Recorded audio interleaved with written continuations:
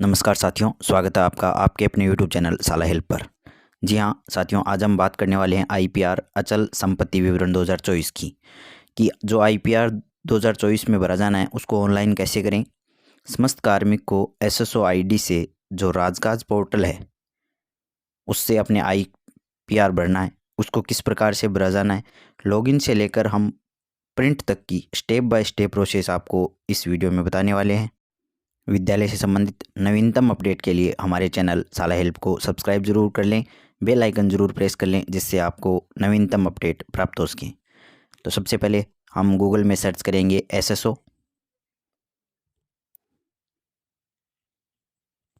Search करने के बाद हम लॉगिन पेज पे आ जाएंगे जिसमें आपको जो RJCR वाली या जो नवनियुक्त हैं उनकी नाम से जो एसएसओ आईडी है उसको यहाँ पे दर्ज करना है, पासवर्ड फिल करना है, कैप्चा लगा के लॉगिन हो जाना है।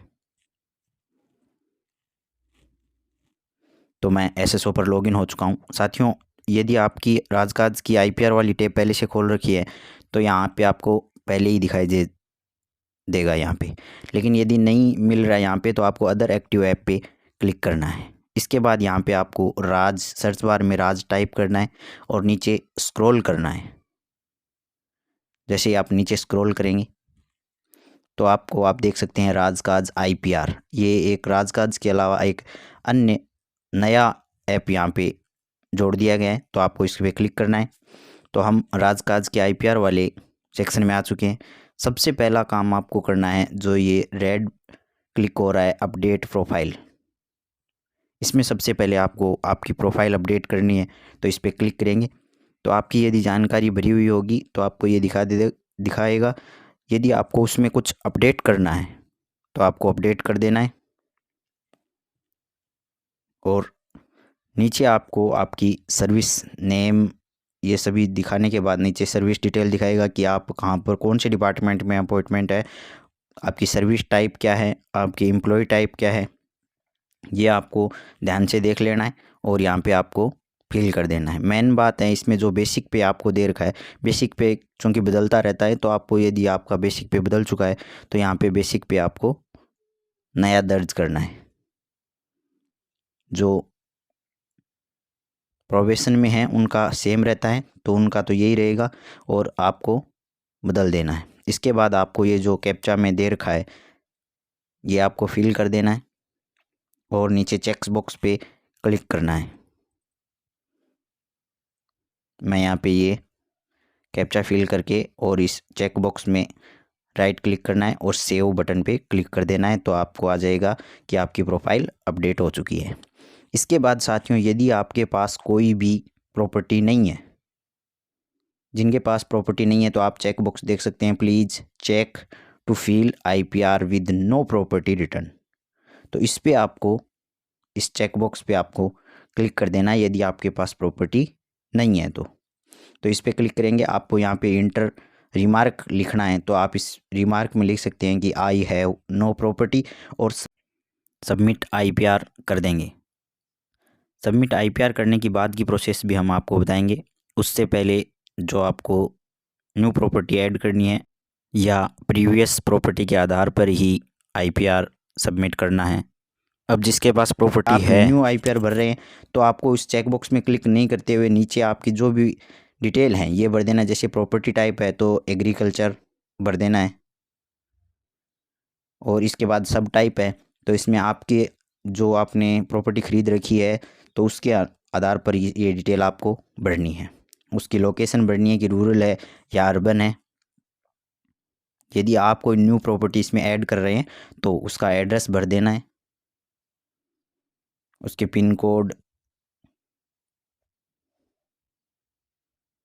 इसमें आपको अब नीचे देखिए ऑनर्ड बाई, तो इसमें आप सेल्फ के नाम पे ले रहे हैं या डिपेंडेंट के नाम पे किसी दूसरे के नाम पे ले रहे हैं वो भरना है।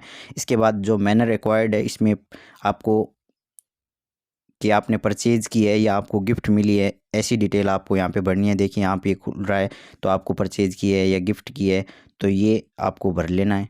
आपकी जो प्रॉपर्टी है उसके आधार पर इसमें किससे आपने लोन से ख़रीदा है या सेविंग से ख़रीदा है वो आपको भरना है। इसके बाद यहाँ पे डेट भरनी है कि किस डेट को आपने ख़रीदा है।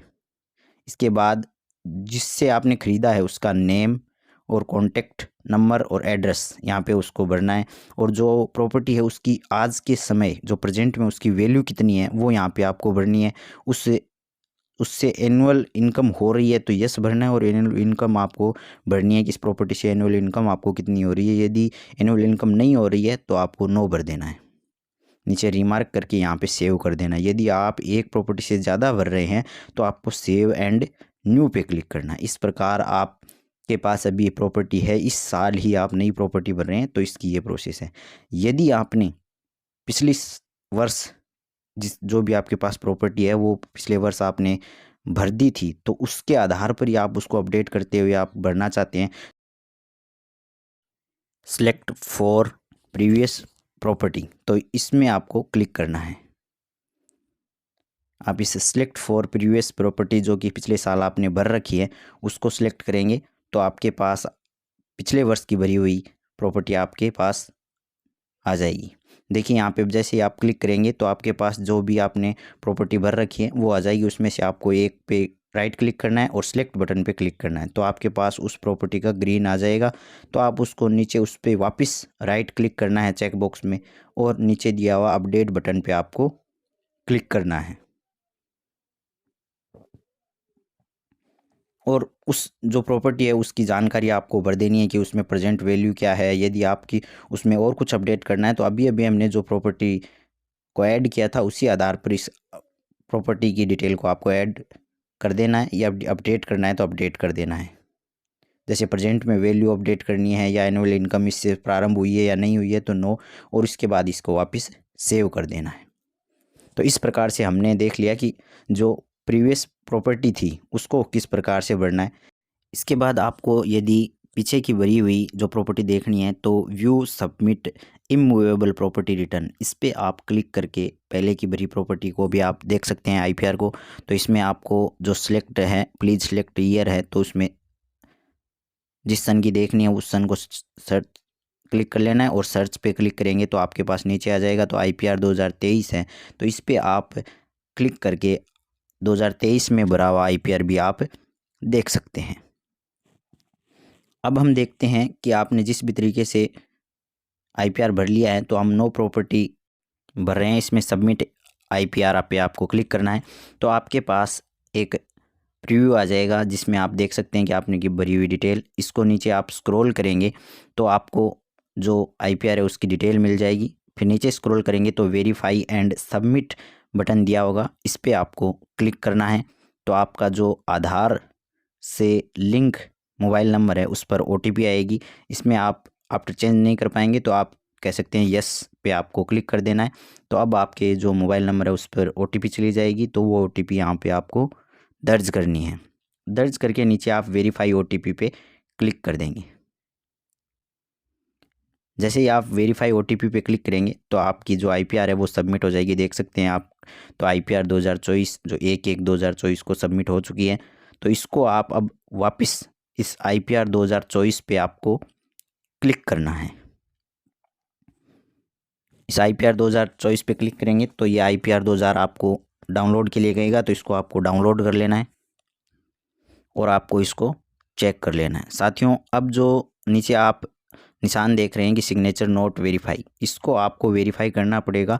और इसको ग्रीन टिक लाने के लिए आपको डिस्क्रिप्शन में एक छोटा सा वीडियो आपको मिल जाएगा जिसको सहायता से आप इसको वेरीफाई कर सकते हैं, तो वो ज़रूर देखें। तो साथियों इस प्रकार हमने आईपीआर 2024 को फिल किया है।